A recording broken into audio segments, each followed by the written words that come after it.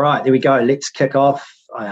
So welcome everybody. Thanks for attending. I am Jason Enor, the CEO and co-founder of MyHR, back in the hot seat for this live webinar. I'm pretty excited about it. I haven't done one of these for a while. I do really enjoy them. So hopefully I'm going to be doing a few more over the coming months and engage with you on topics of real interest. And usual sort of housekeeping rules apply to this. Obviously, we are recording. It is live. I am here in the awesome offices of Mac Todd Lawyers in Queenstown. So thank you to Mac Todd for letting me use this space. It makes me look way more official than I actually am, with all these law books behind me. Here I am sitting in a law library.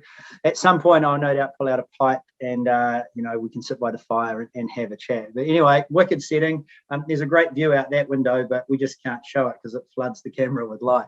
So that's where I am today, live on air for this, and therefore able to take questions as we go or at the end. I enjoy that.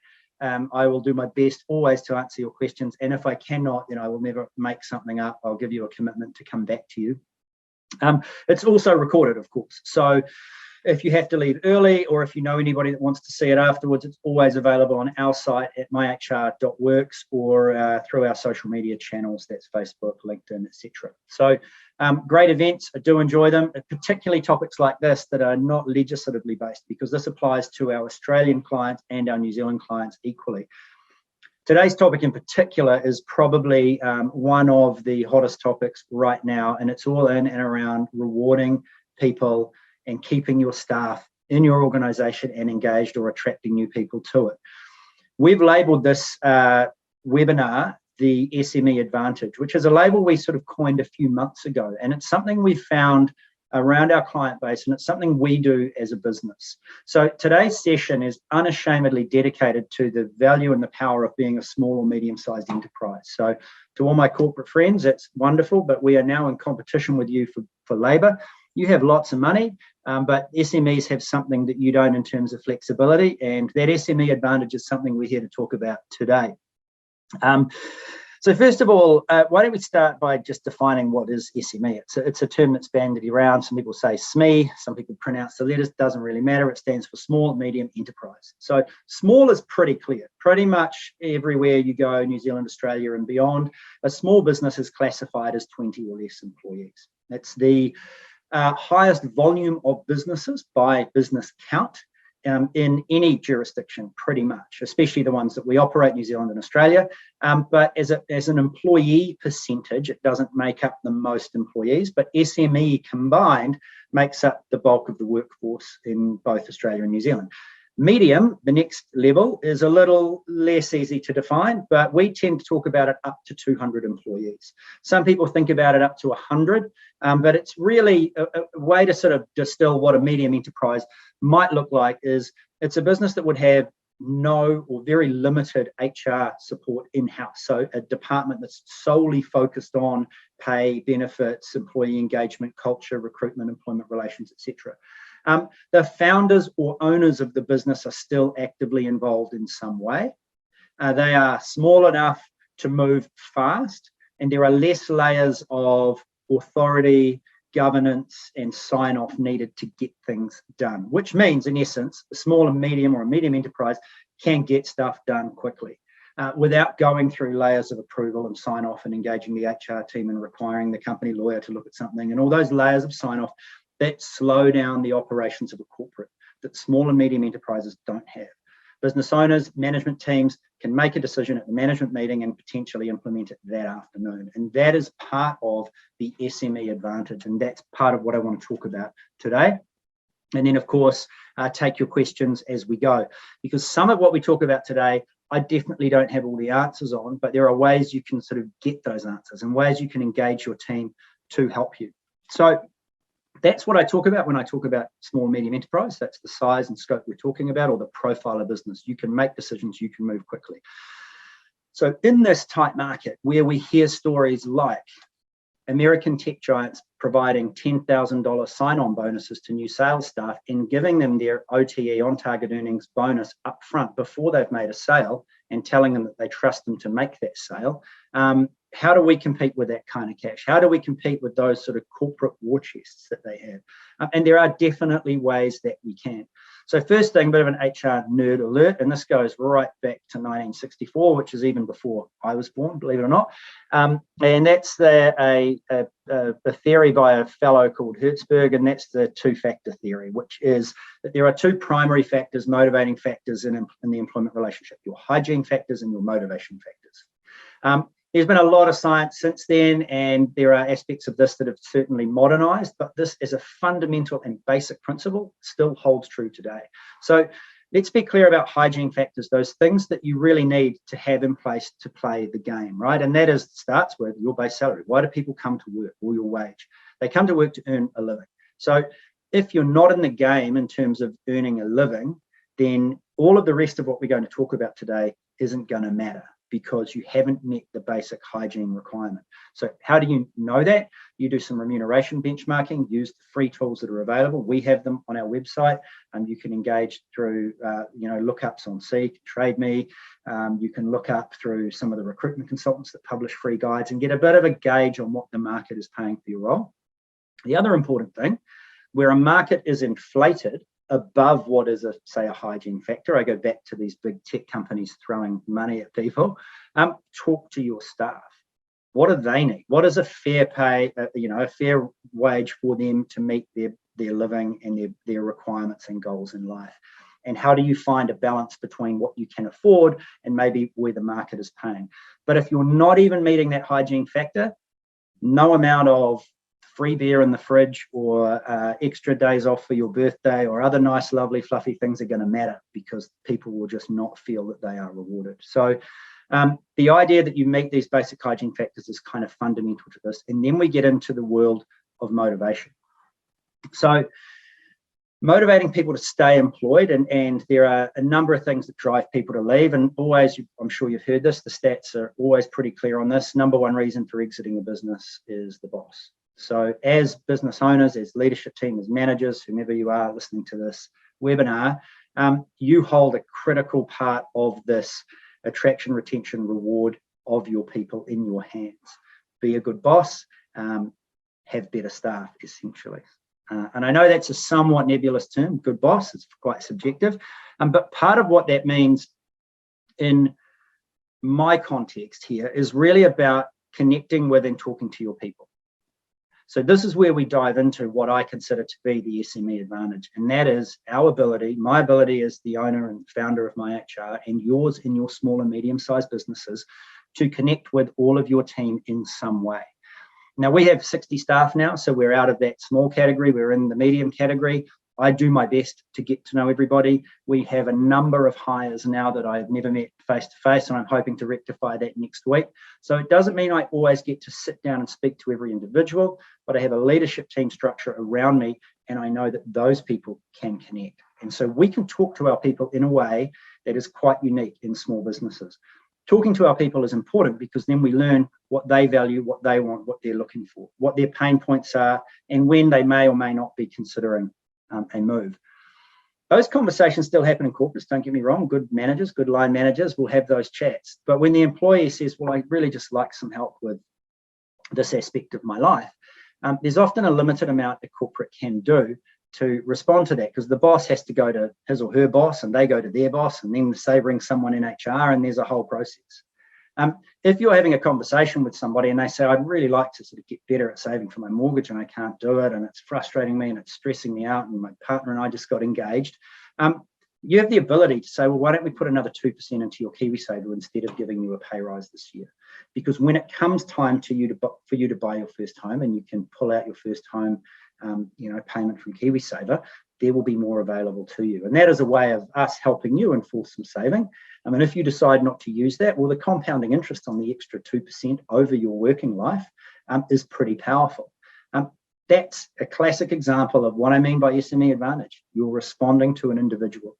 You're giving them something that triggers and gives them what they need right now in a way that has some emotional connection. As a boss, you're showing you're caring. As a boss, you're connecting to them and their needs. So you're ticking the good boss column, and you're giving some financial incentive around that. So that's an example. Talk to your people, connect, get to know them, understand it.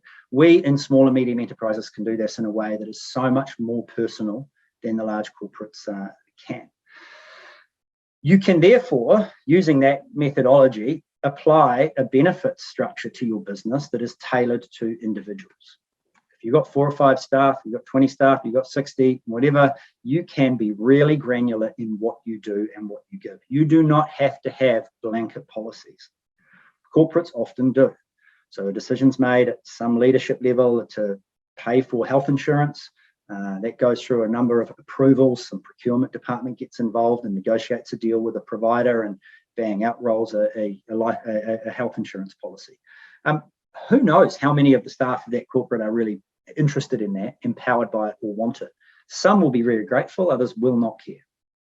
And that's how corporates operate, right? We can potentially pay health insurance for someone, life insurance for someone else, and no insurance for another person who might just want a gym membership subsidized.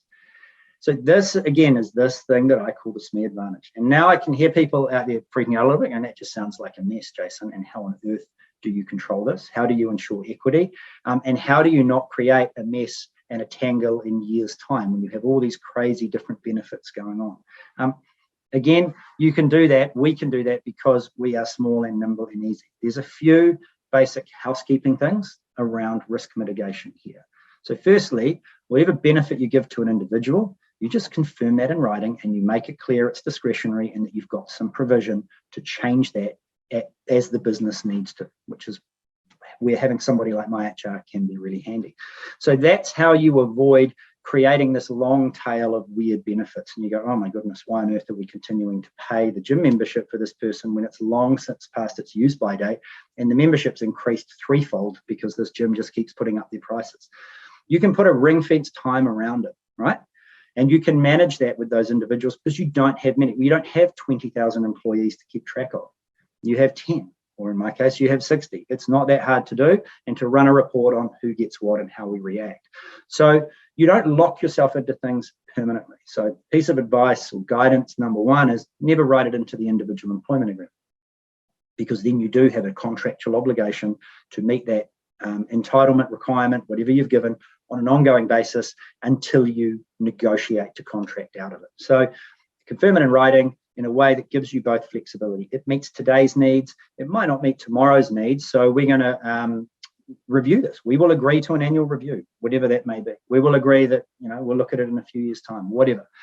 Build in some flex around that. The other piece around equity is, again, as a small and medium-sized business owner or manager, you have the visibility to allow equity. So this is just part now of your thinking when you think about budgets and the way you do things. So what is the value, or the cost, I should say, of the 2% KiwiSaver we just gave the hypothetical person in that previous example, versus the cost of the gym membership for this person, versus the funding of some study for this person?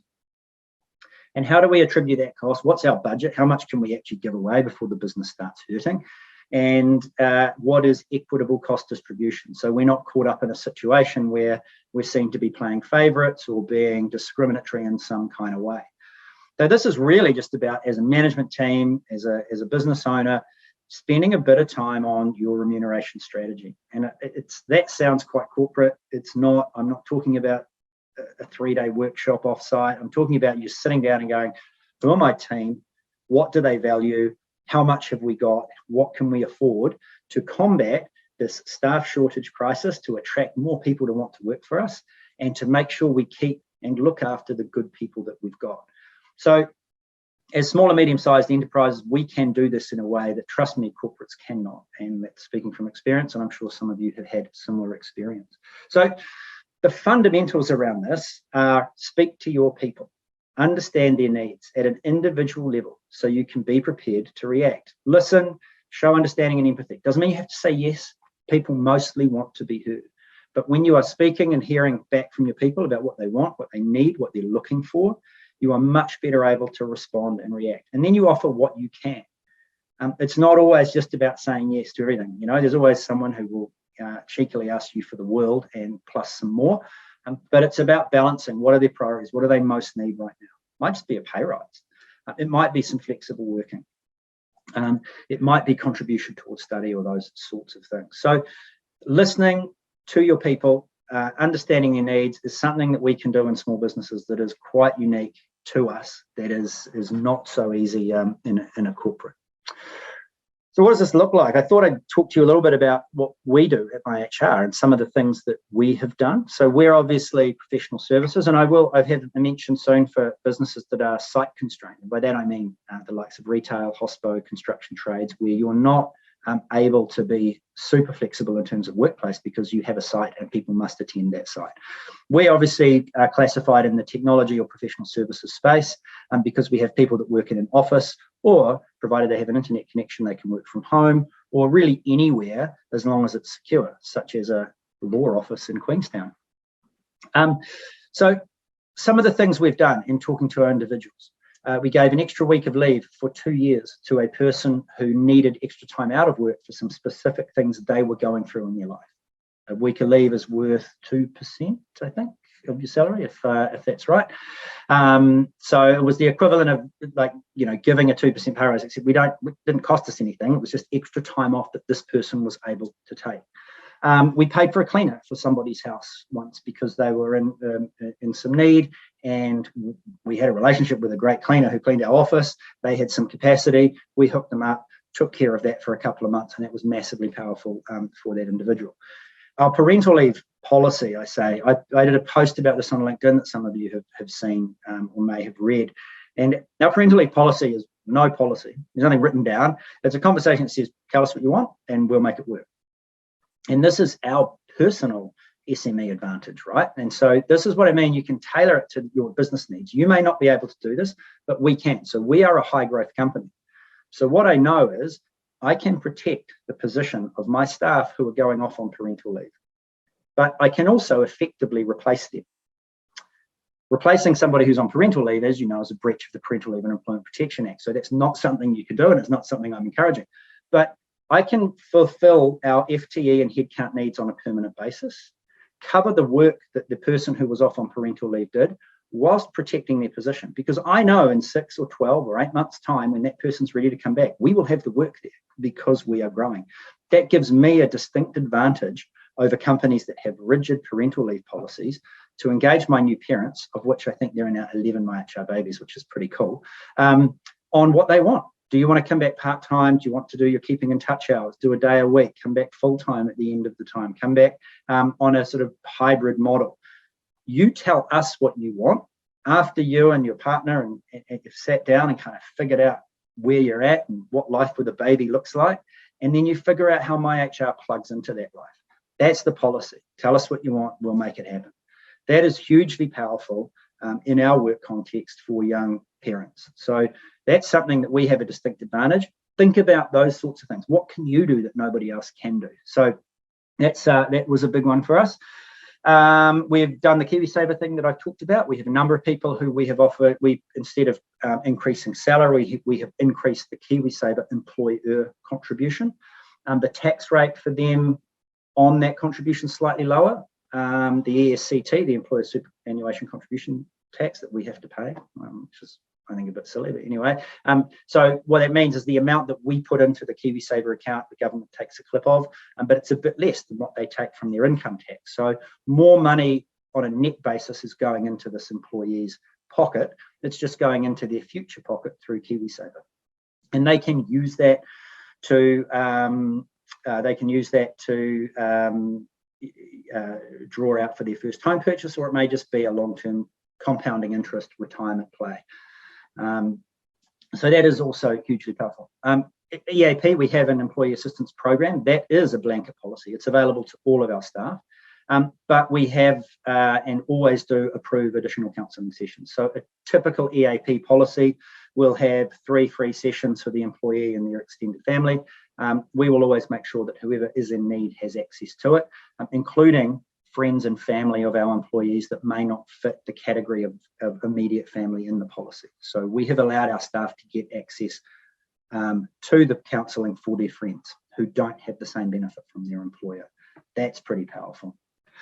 Here's a little one we do. We always have a sort of groceries in the office. So beers, wine, non-alcoholic drinks, tea, coffee, fruit, lollies, snacks, those sorts of things. We crowdsource that content of the shopping list. So by that I mean we just run through Slack and people ask what they want. Do you want toffee pots? Do you want Mars bars? Do you want Garage Project beer, or do you want Zephyr cider? You know, what is it? We'll get it, and we run it within a budget. It's not irresponsible, but it allows people to kind of put their hand up for stuff that they like, to say I prefer this type of tea, or I prefer this type of coffee. So these are all really little things. But we can do this because we talk to our people. When you're in a head office for some heaving corporate that employs 3,500 people, and there is a procurement policy, and they are buying one brand of coffee that they've had a deal with the coffee provider for, and you don't have any flexibility to change that. There's no beer fridge in those head offices because they have rules around what you can and can't do on site. So this is what I mean when I talk about SME Advantage. The other one for businesses like ours that are not site constrained, as I said before, is the hybrid and remote model. So part of this is us thinking about hiring people who are no longer in or near our headquarters in any way, and going, actually, do they need to be? So we most recently hired a software developer based in Napier. He loves it there, he's very happy. We love him, he's awesome, and we are stoked to be able to accommodate the fact that he's there. We have a headquarters in Auckland, we have a satellite office in Christchurch, and we have an office in Sydney. Prior to this, we had no presence in Hawke's Bay. Now we've got a person. Now we may grow a regional presence, or we may not need to. But what we did acknowledge is that we did not need this person to be at our Auckland headquarters. And so suddenly, all of New Zealand and Australia becomes our ground for hunting talent. We can find people anywhere. I can hire HR people in Alice Springs if I want to. We know we can onboard them effectively, connect them to our vision, connect them to our values, and get value from them. So broaden your thinking a bit about this. There's a lot of chat about remote versus in office, about the hybrid model. There's a lot of frustration from employers that I am hearing about remote working just not cutting it anymore, about a disconnection from culture. I get that, but there is a reality right now, and that is that there is an expectation from a fairly reasonable section of the workforce that they have some option to work from home. So whether you like it or not, it's not really up to you anymore as a business owner if you want to play in this market. So you need to be thinking about a hybrid model. And when you offer a hybrid model, it's really interesting. We have some people that will say, I'm just coming to work every day, or 4 out of 5 days a week, because I like the separation from home. We have others that do the other way around, and they work mostly from home. Importantly, we're able to respond to what those individuals want and need, and talk about what they value and why, but also challenge them as to whether or not working from home all the time is the best thing for them. Is it the best thing for your connection to the workplace, for your mental health? Is it the best thing for you? What about you come in a couple of days a week and we can all connect and catch up and talk? Again, we get that by being connected to our team and talking to them, because we're small and we are able to do that. And this comes back to that core thing around the SME Advantage. So those are some examples. That's what we do. The important thing is, I'm giving you examples just to show you what we do. I don't have all the answers, and probably neither do you, but your staff do, because they're the ones that know what they want, right? They're the ones that know what they're looking for. Their triggers for leaving might be the pay. It might be the location of the job. It might be your career development prospects that you're offering. It might be that they want to study or learn. It might be that they want to change their hours. Once you know what it is they want, you know whether or not you can respond to that. You may not always be able to, but wherever you can, you have an advantage over a large corporate that can't react in the same nimble and fast way that you can to get outcomes. So what happens if you're running a cafe or a shop, or you're in trades or construction? You have to have people on site. Working from home is clearly not an option. What can you do? Well, what you can do is play to your strengths. So what I say to you is, what can you offer? What are the things that you do? And some of you will already be doing it. Trades are classic, whether it's Friday beers, whether it's half-day knockoff on Friday, whether it's use of the company van for people, you know, those sorts of things. Paying for tools instead of requiring your apprentices to pay back the tools through the loan, you know, providing them that if you can afford that, and costing that, and obviously to your cost of doing business. Cafes, I've seen a hospo outlet that does a nightly profit share that's pretty awesome. And so it's a bit like the tip jar, but instead of being the tip jar, it's actually from the till. So they've determined a percentage of their taking that they can effectively give away without putting themselves out of business. And at the end of every night, they gather the team, and that percentage of the take is divided evenly between them all. And so they are sharing in the profit of the night. If they didn't break even that night, if it was a poor turnout, or the people didn't order enough cocktails or high margin drinks, then the team don't get a bonus. But on a nightly basis, you're reviewing the profit of the restaurant and you're sharing some of that profit with your team. I thought that was pretty cool and pretty powerful, and I know they have really good staff retention at that place. So that, those are some examples. Going back to my earlier point, also ask. If a team member works in a restaurant and what they want from you is to work from home, they're clearly in the wrong industry, right? So people who are attracted to hospo and to retail have a clear understanding that you are needing to be on the site that you're operating at. So that's, oh yeah, Alan, so we've just seen a question, accredited employers for immigrants. Yeah, so obviously the laws changed around this now as well, and anyone who wants to employ immigrants needs to up their game in terms of accreditation and maintain this accreditation. But this is something you can front foot and gain your employer accreditation and suddenly expand your talent pool massively. We're all calling on the government to help us with this, and we're hoping that they will listen. There are shortages in some major sectors, but opening our borders and bringing people back in and allowing us to hire some immigrant workers to supplement the local workforce is critical to our growth. I think we all understand that. So get accredited. Again, a small business, you can operate and act pretty quickly to get this done. And once you have that in place, you suddenly open up that talent pool massively. So the start point here is always trust, trusting your staff and them trusting you. Some of the big headlines at the moment that we're seeing from people are security is massive after a couple of years of COVID. So security runs high in every conversation that we're seeing. So if you're able to be really clear on job security, on career growth security, and on pay security, that goes a long way.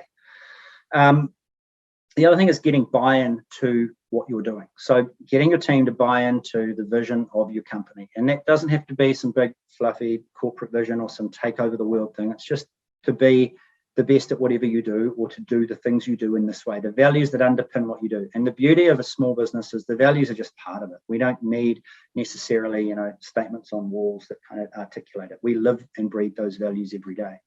When you get a little bit bigger, I think you start clearing 20 employees, it is worth putting time and effort into articulating your vision, values, and purpose. I really believe this. And I didn't believe this a few years ago. And I didn't believe it because having come from corporate, I was very cynical about values and vision. You walk around to corporate offices, there's posters of eagles flying over mountains. It's all very inspirational, and it makes all these bold statements about how we behave. But then within those organizations, you didn't often see that behavior. And I thought, actually, I don't want statements that don't ring true being displayed on the walls of my company. And then my co-founder, Sean, had a similar view, but coming from small business. He said, I got 8 staff, I don't need to write this on the wall. We know we're in this together. We share the highs and the lows. We know how we behave towards each other. What happens when you clear 20 staff is you're actually a little bit too big for Sean's approach to work, where you'll have that individual connection with all of your people. But equally, you're also not big enough that the inspirational poster on the wall loses its relevance because you're still connected. So we did this process last year, defined our vision, values, and purpose. We did put them up on the wall. We live them. We talk about them at induction. They are part of our performance review process. We call each other out on them. I get called out on them. We have emojis for them on our Slack channels, and we ping people when they've displayed a value. Every month we have a values award that results in a day off. So whoever wins the award for that month, the following month can take a day off whenever they want at short notice, as in wake up in the morning and go, I don't feel like coming in today. I'm calling my values day.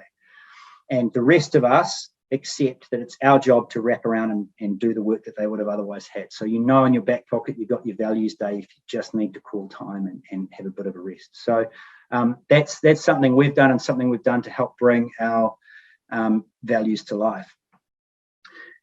The other thing I guess I'd say about this is, remember, it's not forever. We're responding to a really specific and unique set of circumstances. A massive labour shortage that we've talked about previously, that you're aware of, due to a number of factors, everything from our immigrant workforce leaving due to COVID, delayed OEs, so young people heading off to have their 2 years in London that they missed out on in 2020, changes to lifestyle, so people leaving the big cities, moving to the regions, wanting to reduce part-time hours.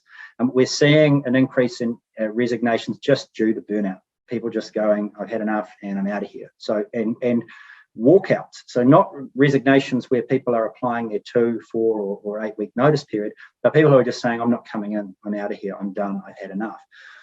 This one is really interesting because the labour shortage is exacerbating it. So people are coming off the back of COVID, hammered and tired, and now we're asking our people and ourselves to do more work because we have less staff and it's harder to get staff.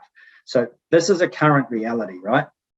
Do not ignore this because you will see an increase in walkouts, but it's also not forever. So these responsive, I would call them, not reactive, these responsive benefits, this way of using your advantage as a small, nimble organization to get the best out of this situation, doesn't have to apply forever. If in 2 years' time we're through this, the economy's picking up, immigration flow is back on, unemployment's back at a sort of manageable, acceptable level, we have a better flow of labour between jobs, employee retention is increasing, things are levelling out, you can scale back a little bit. But you may not want to. You may realise that managing individual benefits for employees in a small business isn't that hard if you've got good systems.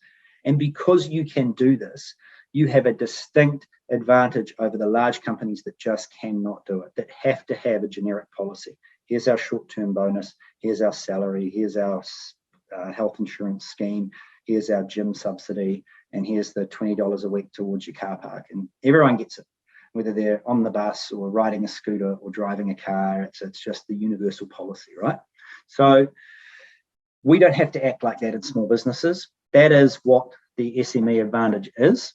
I hope that has been useful. We're sort of just over the half-hour mark. I like to try and keep these things contained to half an hour because you're all very busy. Thank you so much for joining me. If you have any questions, feel free to fire them through. Afterwards, we'll always respond and come back to you. As I say, this has been recorded and will be shared. But remember, as small and medium enterprises, man, we work hard, but we've got a whole lot of upside to it. We can react and respond and be nimble. We are a critical part of the economies of both Australia and New Zealand.